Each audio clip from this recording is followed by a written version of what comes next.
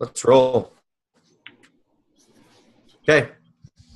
Hey there, guys. Welcome. As promised, I brought Ryan Harris back to talk to us a little bit more about Facebook ads and really how to get started the right way without necessarily spinning your wheels, spending tons of money. Today he's going to share with us 5 tips, right, Ryan? 5 tips, yep. Perfect. So he's going to share with us 5 tips that you can actually implement today in your Facebook ads to start driving traffic, start generating leads. This guy knows what he's talking about, so listen carefully, take some notes, turn off all your distractions. Let's go ahead and dive right in, Ryan. How are you doing? Hey, it's a snowy day in Idaho today. There was quite a few accidents. Matter of fact, there's a couple cars parked in the parking lot just outside of, I think it was a rear end collision. Anyway, crazy weather. We live in Idaho because we love the snow, and the ski hills are loving it right now. Oh, I bet. Incredible skiing around here. I just saw an ambulance go flying by my office window as well. So fortunately and unfortunately, we live in an area where people know how to drive, but some people don't know how to drive. Don't know how to drive? I'd be the first one to. Yes, you would. Drive in the snow. So welcome, everybody. Thanks for taking a quick minute with Eve and I this morning. I want to share with you a couple quick ideas as far as the 5 things you can do, in my opinion, or 5 strategies you can use to sell anything you want using Facebook advertising. I've put together an ebook, and I'll make sure that Eva has the link to that. We're just in the process of finalizing everything, so I'll make sure the link's out there for you. But let's talk. Let's dive right in. Item number 1, and we talked a little bit about this on the previous video, it's about identifying who your target demographic is. Now, one of the main questions that I get when I'm speaking with business owners is, who is my target demographic? In a world full of traditional marketing, online marketing in general, many companies have never really tried to identify what that market looks like for them. It's surprising. I've worked with million-dollar businesses that have never gone through the process of really identifying who that target demographic is and getting information directly in front of that person. Now, you might ask the question, why? Why would we try to figure out who the target demographic is? Well, first and foremost, when it comes to target marketing inside of Facebook advertising specifically, there are a lot of really cool things that you can do. There's a lot of really cool areas that you can target based on interests, based on behaviors, based on household income. I mean, there's so many areas that you can target and say, listen, if I want to get in front of that 35-year-old working mom that has 5 kids and is making $75,000 a year and wants to retire, and we're in the affiliate marketing space, and we want to show them and teach them a little more about how to expand their affiliate marketing business and drive more traffic to their web pages, then you can get in front of that specific person and position your message in a way that correlates and connects directly with that individual. It's amazing the ability, and even I were just talking a little bit earlier about using Ad Espresso, which is a brilliant ad platform that's connected directly with Facebook ads that gives you that ability to split test, and we'll talk here a little bit later about split testing, but it gives you the ability to test your market and figure out if your messaging is correct going to that audience. So questions that you might consider when it comes to your target demographic. What's their age? Where do they live? Do they work? Do they not work? What are some of their passions? What are they doing online right now? Are they spending time on social media? And what social media platforms are they spending time on? Where are they congregating? Meaning, where are they connected to? What groups are they associated with? And what's the messaging inside of that group? I'll give you a perfect example. Yesterday, I was talking with a new client of mine. We're building a large sales funnel out for them, he and his business. And we started talking about all the different products and services that are out there that he could potentially build the sales funnel about. And we're planning on building 5. And I'm going to jot down some follow-up notes that I want to ask you for our audience. So that's where you'll see me jotting down some questions that I want to ask you so that it all ties in at the end. Okay, perfect. And stop me at any time if you have any questions. I'm more than happy to take some questions. So, one thing we did is we identified all the different products that he wants to sell. But then I asked him the question, you're in this space more than I am. Do you have a recommendation as far as what the hotter topics are? What are the journals that are out there that people are reading with specific health concerns or health needs? And so one thing we're doing on our end as part of our process is we go and research where are people with these types of conditions, where are they congregating? What are they reading? What journals are they reading? What articles are they reading? Because once we find that and identify that, we can go look at those articles online and see what the major topics are that people are discussing, right? We can see what those journals are speaking about, what things that we might be missing just from a 10,000 level perspective that we can really dive in and understand, so that when we begin building the sales funnel, the messaging of the funnel is striking a chord with our audience. So very important to do that. So that's step number one. You might even think about like occupation, all sorts of different things. So step number two then. Well, let me ask you a question there, because I don't know if this question fits in step one, but if it doesn't, you can answer it later on. What do you think about, so when you're going to start running your ad on Facebook and you're going to start creating your audience, like you said, and understanding who they are, Facebook gives you an option to run that ad on Instagram. Now, I don't like to do that because the behavior and the way that Instagram works is totally different. So somebody can tap, and is that considered a click on your ad just because somebody double taps and liked it? Do you recommend people run an ad on Instagram and target that audience separately than how they target their audience on Facebook? Yes, I totally do. Now, I wouldn't say that you need to necessarily create a completely different target. But what I would suggest that is you use two different ad sets. You're going to run one at a Facebook ad set with a certain type of message, and you might run another one at an Instagram ad set with a certain type of message. So there's so many ways you can split test that, but I agree 100% with you. Now, some people get into the habit of just clicking on, when it comes to placement. Yeah, when it comes to placement, when you're building an ad set, in the placement aspect, it says recommended, so people stick with that. And so now they're posting, like you said, they're posting on Facebook in the right column, they're posting on Audience Network, and they're posting on Instagram, and it's the same messaging, but the reality is the messaging has to be different based on the temperature of your audience, right? And the connection to your audience. Now, one thing I also want you to just recognize inside of the Facebook ad platform is when you're putting together your ad set, make sure that you differentiate those and differentiate, where the placement might be. You might run a specific ad set directly at just people on your news feed. One thing that I've noticed as we've run quite a few ads over the last year for our clientele base, 90+% of the people out there view your ad through a mobile device, whether it's a smartphone or an iPhone. So recognize that when you're talking about placing something on a desktop versus a mobile, I've literally seen companies in general that have an older demographic, and we've worked with them that we just went desktop only and we went mobile only just to see what the difference was from a split testing perspective. And so there's the response was the same. Majority, even at an older age bracket, we're still responding higher on the phone than on the desktop. Yeah, it's about a 90-10 ratio. Yeah. About 90% of the people that we saw, just based on running Facebook ads, view everything through mobile versus viewing it through a desktop computer.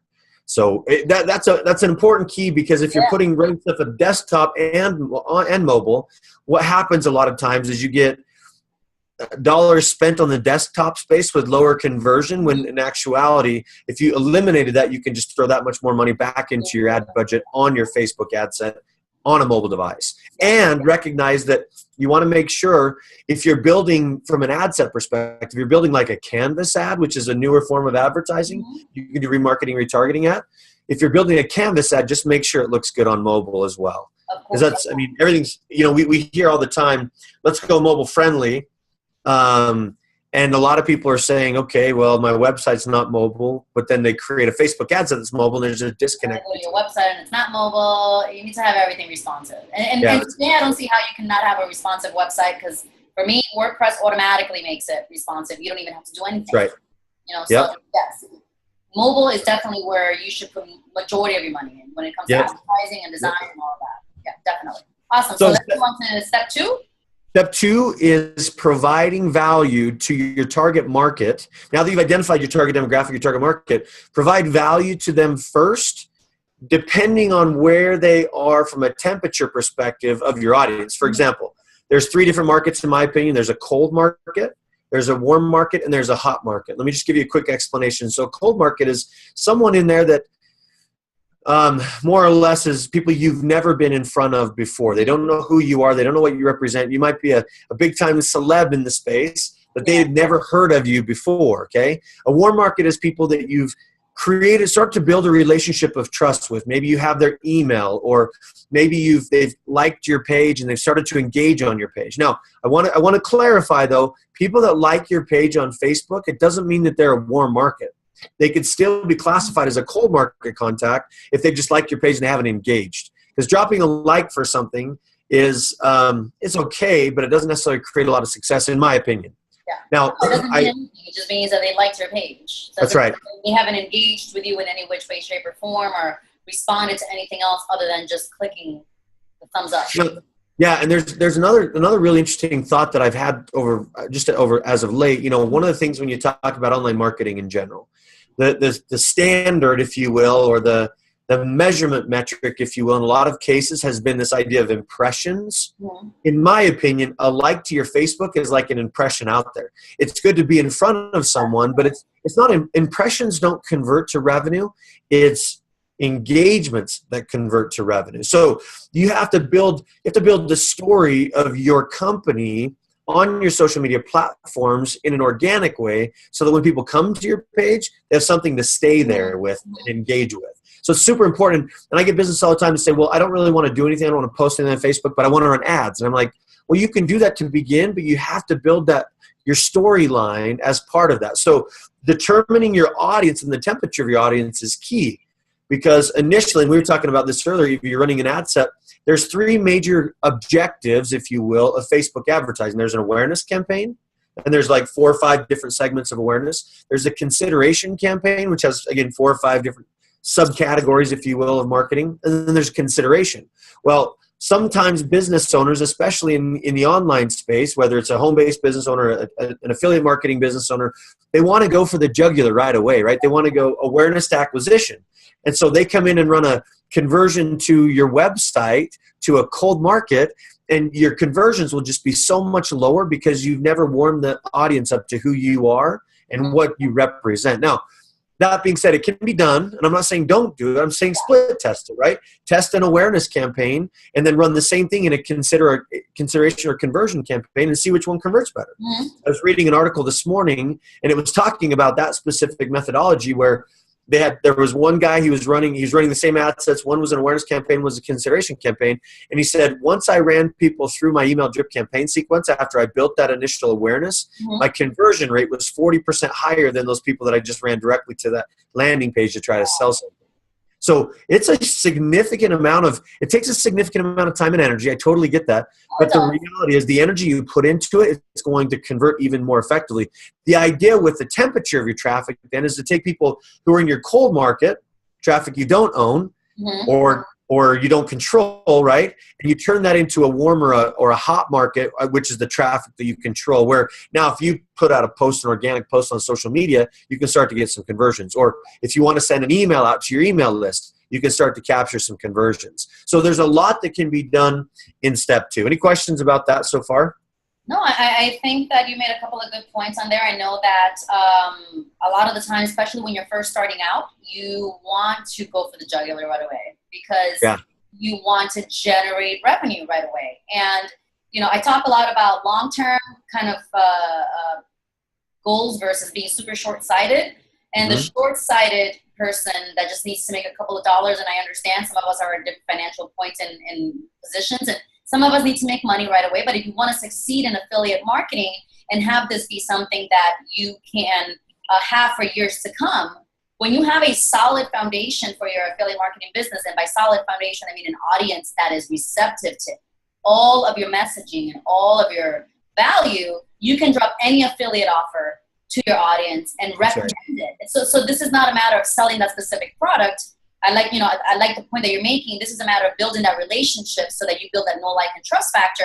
So that in the end, you can then recommend any affiliate product that you want, of course, stand behind. So definitely some good points. Definitely something that our audience needs to keep in mind when they're embarking into their next affiliate marketing venture.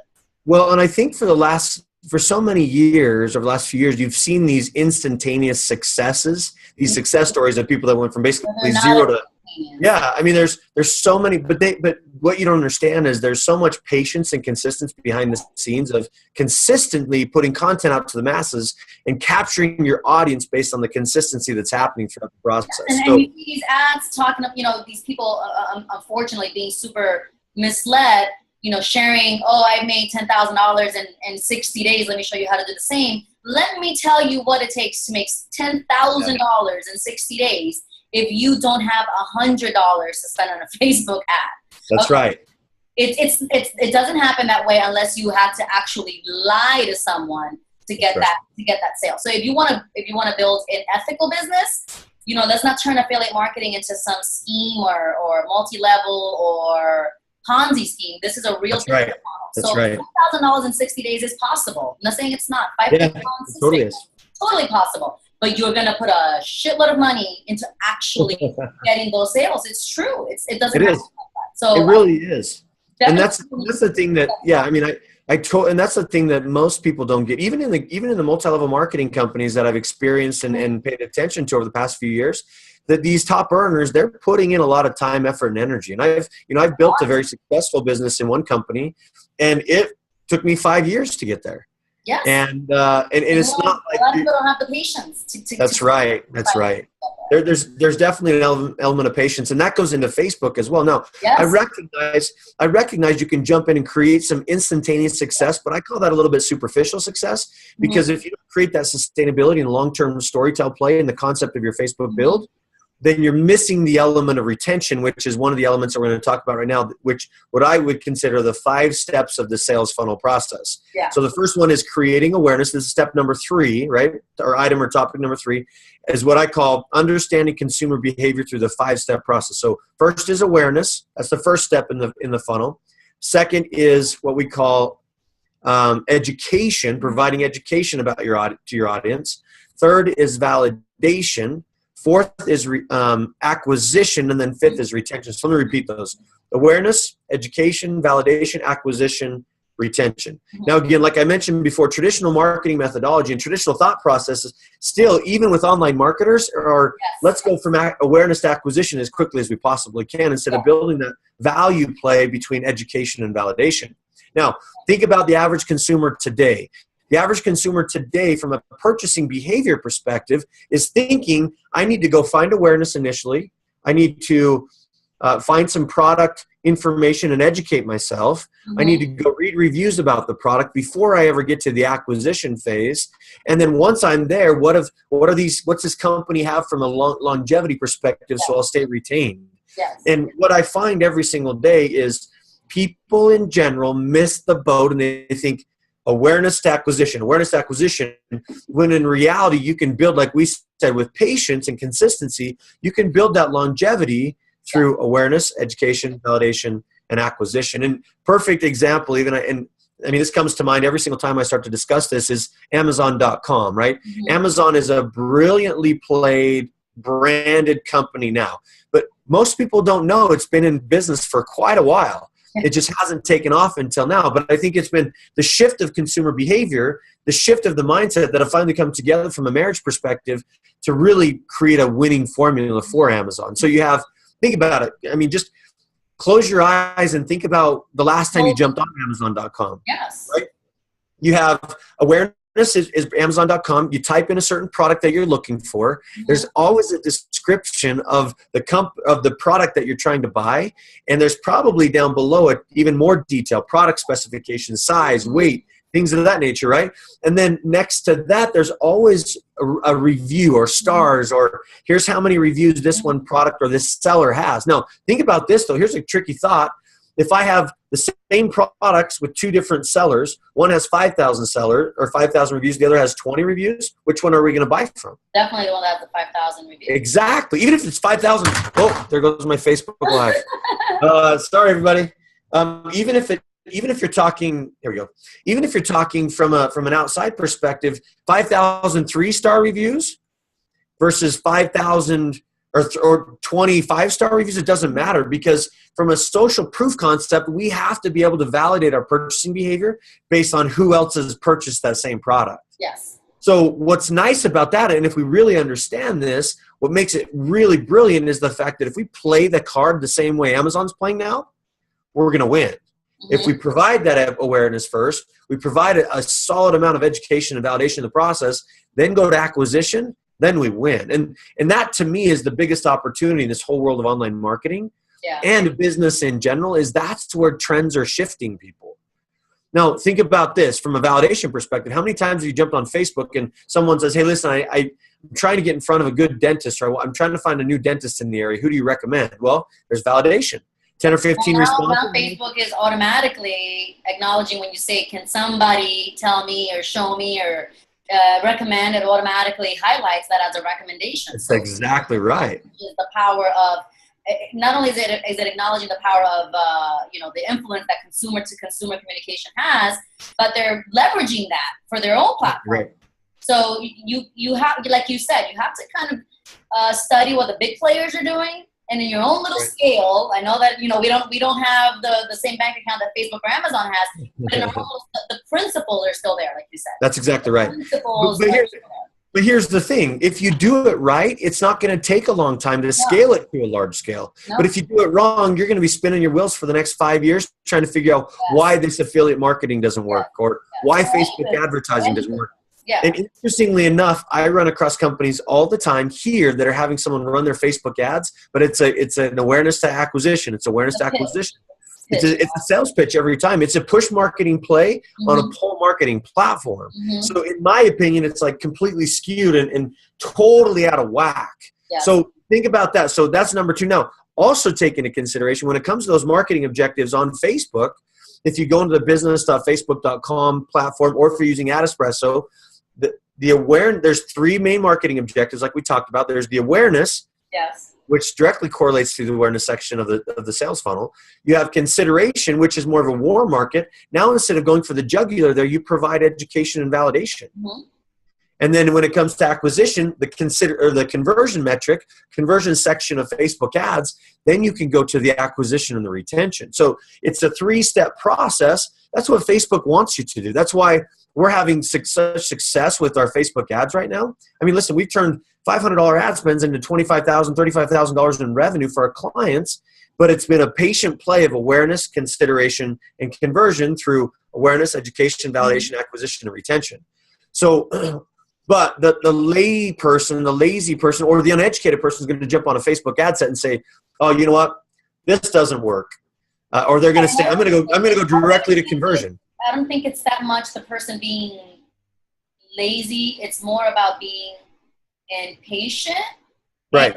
And like Gary Vaynerchuk said in his latest video, the bottom feeders out there that are going after that psychological trigger of I'm broke, you need to make money right now, and here's how I can help you make your next car payment and stop struggling. And the reality of the matter is that building a business of any kind is not easy.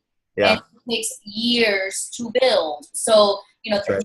it's more of just a lot of bad marketing out there by people that they themselves were misled. So it's not their fault. It's just a cycle that people are just selling people on these get rich quick schemes that just don't happen for anyone. So I really don't think it's people being lazy.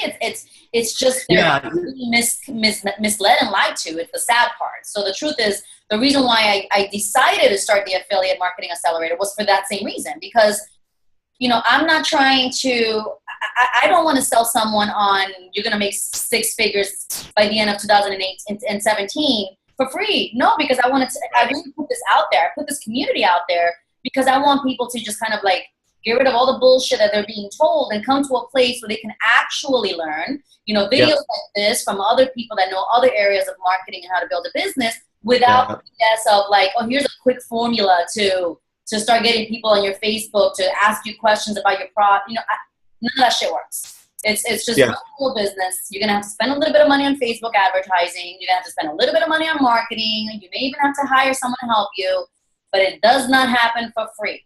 That's right. Or money or both, period. That's exactly right. You're exactly right. And you're right. I think I was a little loose when I said lazy. I think you're right. I think there's so much free education out there. And when I say lazy, I don't mean like they're not putting the effort in. I think the reality is we go and we listen to the first thing we see, the first thing it's like, oh, well, I'm going to go do that because I think that's right. Yes. I think you have to really pay attention. And like, we live in a world where everything's free, right? Supposedly, information is all free. However, you're going to spend years and years trying to figure out the right type of information. Yeah, you're going to try to, you got to filter through all the garbage out there to get to the point where you can find stuff that converts. And that's why I strongly believe in paying for courses and paying for different scenarios to where you need to learn and grow, because listen to influencers. Listen to the people that know what they're talking about. Don't listen to someone that has no proof, social proof. You don't have to be a mogul, and you don't have to, run a super successful business, but at least listen to people that have some sort of social proof or that are in collaborating with other people. So like I said to you, a couple of days ago, I'm not a Facebook ads expert, never will claim to be, never will be probably, but I wanted to partner with you in this video because I wanted to teach my community about Facebook advertising, but I didn't want to teach it because I had no idea what the hell I'm doing inside of Facebook ads. Well, you got a pretty good idea. Why would I do that and then send my audience, to spin their wheels and then come back to me on because nothing that I taught them worked. So again, it goes back to sifting through the BS, identifying when someone is truly someone that's trying to help them. They've helped others. You see proof that they've helped others, whether they are a business owner or just really someone that's out there just putting really good value out there. Don't go after these people that are bottom feeders that are just trying to get your money. Definitely seek those that lead with value, and then at some point or another there will be a relationship and a partnership made. And like you said, it's not really hard to decipher who's who, right? Because you can see those people that are trying to go for the big sell right away. Now, going for the jugular right away. Right. There's some value play into asking people to become part of your world, but you have to provide that value and that education first in order to get to that point of acquisition.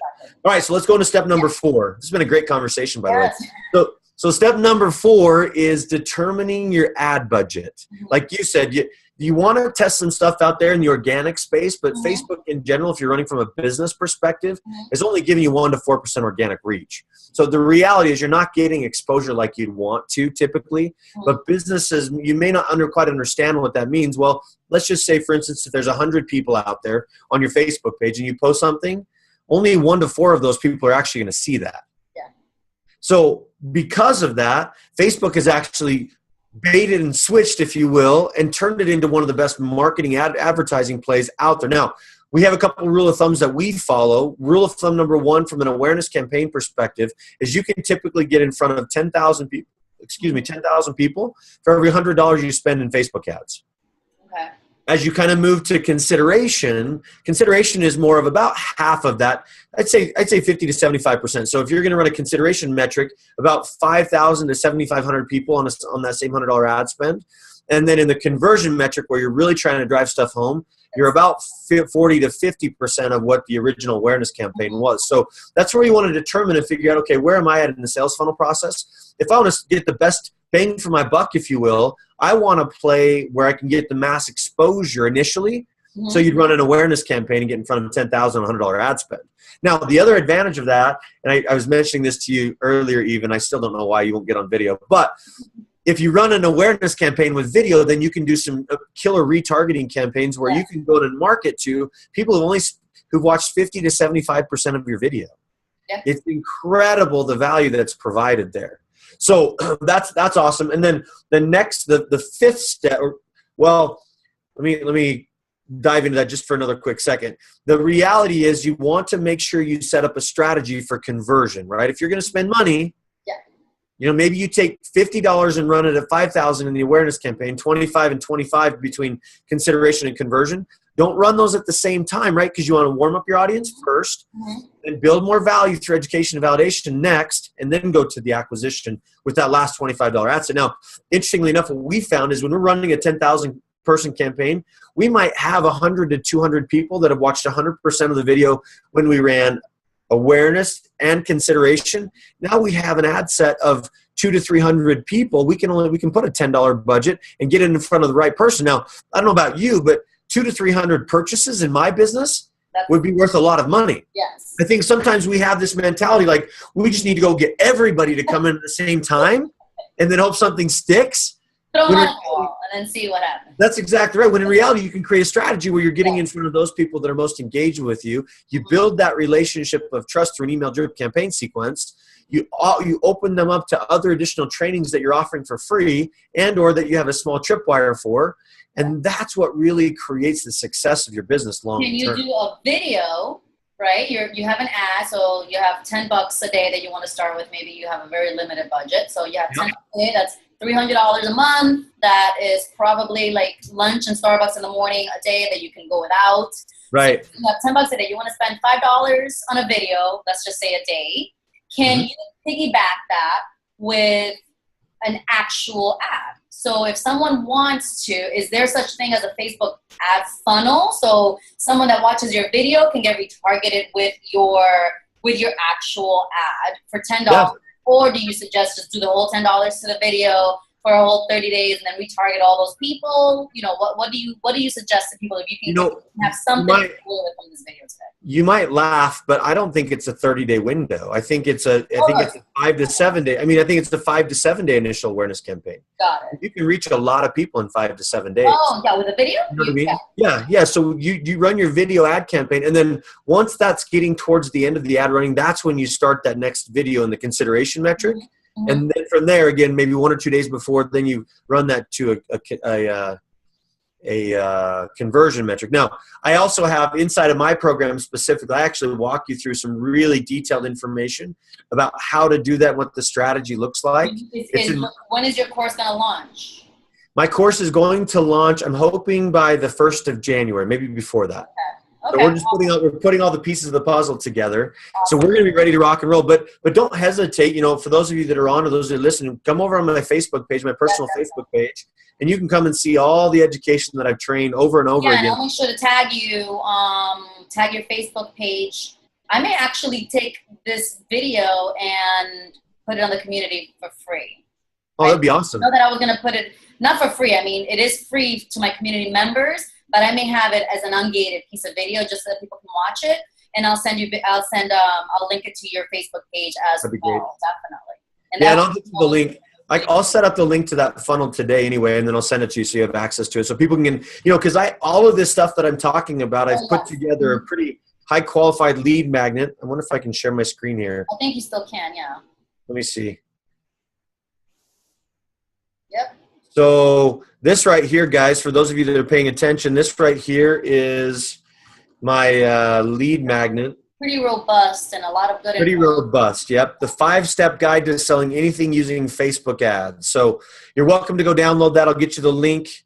Yes, please, definitely. And we'll go from there. I think it's actually strategicsocialpartners.com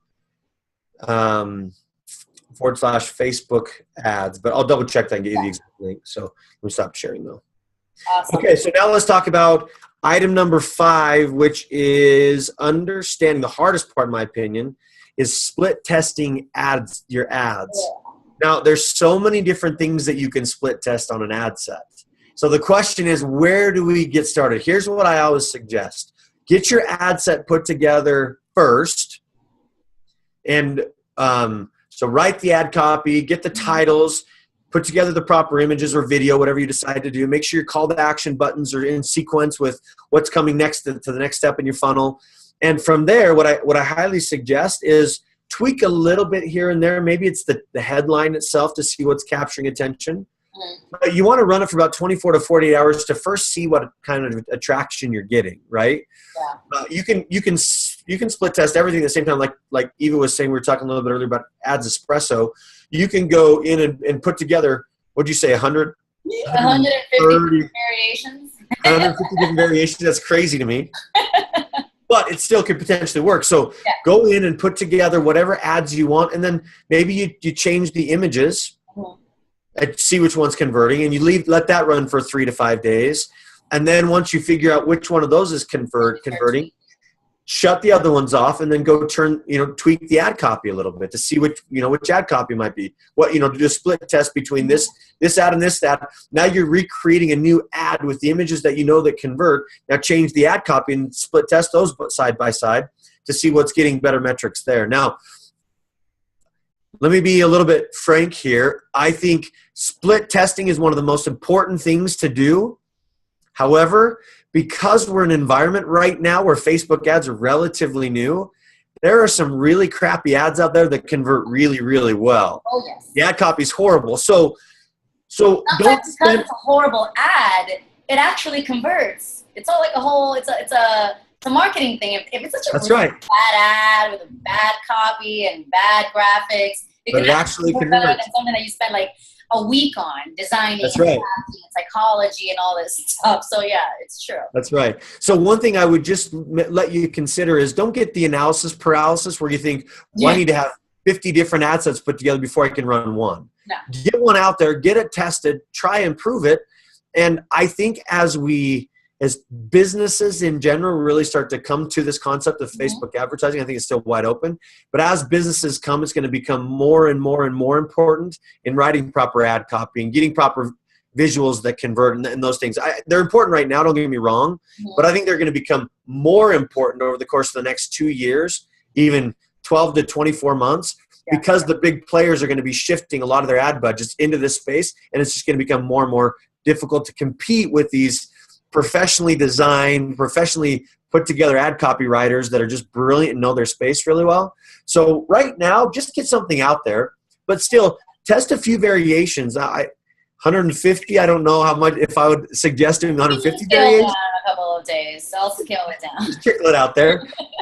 And the reason that I don't suggest that many is because then you're limiting the amount of dollars that goes to every single ad. So if you only have 50 cents to $1 on, let's say your ad, like we're talking in your scenario, let's say your ad budget's $100 and you have 150 different ads out there. Well, then you're allocating less than $1 per ad, and you're really not going to get proper conversion metrics on less than $1 per ad that you're putting out there. So maybe take it and do more of a bulk 3 to 5 variations of your ad and then test those. Because the reality is, you're right. You want to test a small budget, $50, $25 to $50. Test that budget for a while, because that's probably going to give you pretty good insights as to whether or not it's going to convert. And then once you know that's converting, then throw a ton of money into those ads. I think some people also think, well, I'm going to just go throw $1,000 at an ad set and hope something sticks. And I've seen this happen quite often with businesses that I've worked with, is they were running Facebook ads and they're throwing thousands of dollars at it, and they come back and they say, I paid $3 per like. I'm like, what are you doing, right? I mean, come on now. What are you doing? And so the reality is, you just have to have a better understanding. And that's one of the things even that I teach in my courses. Okay, how do you articulate your ad? And what's the ad copy? And what should you consider inside the ad copy? And I'm giving pretty detailed description in this video, but also in the course itself. There's a lot of really cool things that you can consider and drive to having more success with running Facebook ads. Because the reality is, it is the best place today to put money when it comes to yielding a return on your investment. Sure. The best place. It is. 100%. And between Facebook ads and Instagram ads, the best play cost per dollar, cost per acquisition of anywhere else in the marketplace today. So I recognize and I appreciate the fact there's probably a lot of you on this video that are going to say, okay, well, I'm just going to go jump in and try to find a bunch of YouTube videos and learn it myself. That's perfectly fine. Listen, I did that for 2.5 years. And the opportunity cost of doing that, versus just putting money onto a small ad and testing it. Yeah, or just the education side. I mean, one of the things that Eva is providing here from an education-based perspective, and I fully support what she's doing when it comes to affiliate marketing. She's an extremely brilliant marketer. She knows what she's doing. So, whether it's an ads course or whether you're putting some more money into Eva's program, make sure you spend money on places so that you don't lose or you don't miss out from an opportunity cost perspective to generate results instantaneously. Because the reality is, don't have paralysis, perfection paralysis. That's right. You're just waiting till you know everything about Facebook ads. Because guess what? You will never know everything about Facebook ads. I still don't. I was going to say, it changes every other day. There's a new announcement. So unless you're planning on staying on top of their newsroom, you're never going to be able to do it. You literally, like you said, you just have to dive in, Start putting a little bit of money. I know it's scary, especially when you don't have that guarantee of, okay, $5 a day and I'm going to be guaranteed money. You're never guaranteed anything in life. So when anybody tells you there's a formula to guaranteed money at the end of this ad campaign, they're not being honest with you. You have to put money into your marketing of your business in order to actually start learning, B, building it, and C, actually becoming good at it. So definitely some good pointers. Was that number 5, Brian? That was number 5. I'm just looking up really quick here to see the exact URL. So keep going, and then I can give you the exact URL. Perfect. And like I said, I may actually choose to, instead of putting this video in the community side, I will put this in the community side. So if you want to join the affiliate marketing accelerator community, just visit our website. I'm going to go ahead and link it above if you're watching this video on Facebook or YouTube or any other platform that I'm going to be placing this on. But I may actually put this video out ungated so that non-members can actually view it. They can take a peek at what they're actually getting when they become members of the affiliate marketing accelerator community. So definitely, once you're watching this video, go download Ryan's lead magnet. It is extremely, extremely detailed. Once his course is ready to roll and it's launched and it's live, I'll make sure that my community members are first to find out about it. I'll talk to Ryan on the side to see if maybe he can hook up the community members with some sort of extra bonus to come on board and all of that jazz. So definitely go join the community. We will be waiting for you guys on the other side, definitely. Okay, so I've got the link to the URL. It's strategicsocialpartners.com /5-step guide. Awesome. So go ahead and grab that, guys. Again, Ryan knows a lot of stuff about Facebook ads. Connect with him on his side. Connect with him on Facebook. I'll make sure to link that as well. He's always doing live streams, right, Ryan? You're always usually. Always. So always. Definitely, you'll always get some good stuff from him. And that's pretty much it for today. This is January's expert training series video that'll be dropping in January. But again, like I said, I may actually just drop it in the next couple of days, and maybe Ryan and I can chat about maybe having a follow-up video because I like him so much that I like to record with him. So maybe he likes me back. We can do something again. I don't know. Absolutely. I'll talk to him on the side, and then maybe because this was a lot of awesome stuff. This is a lot of really good stuff. You know what might be fun, Eva? What might be fun is if we put together you run some ad sets, and what we could do is we could do a live analysis of your ads to see what's working and what's not. I'll run an ad on this video. Let's do it. Okay. And we can test it. And then on the next video, in 7 days, we'll sit down and analyze this ad. Yeah, let's do it. Awesome. Yeah, totally.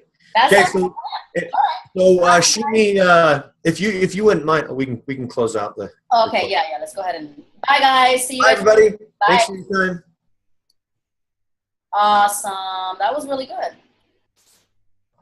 Yes, ma'am. Okay, I'm gonna shut this down.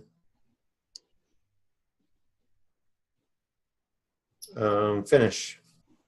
Okay, so yeah, my Camtasia. When I dropped my phone, my Camtasia hit on me, and I didn't notice that it was wasn't there. Well, I've got it through Zoom, and I've got it through QuickTime. So okay, cool. If I think I may actually hold on. I may actually do this. Just run an ad on this video, like you said. I think it'd be fun. Or I'm happy to put some money behind it too. So if you'll send me the MP4 of that, then I'll upload that into Facebook as well, and we can go live and that'd be cool. Yep. Just send me the MP4 and I'll run ads on it as well, and we can test it. Yeah. And then where is this recording? Oh no. It's still recording. So I think if you click the record button on the bottom right-hand side or hit Alt-R. It says recording, but I stopped the video. Oh, it's recording on Zoom. That's why. Yes.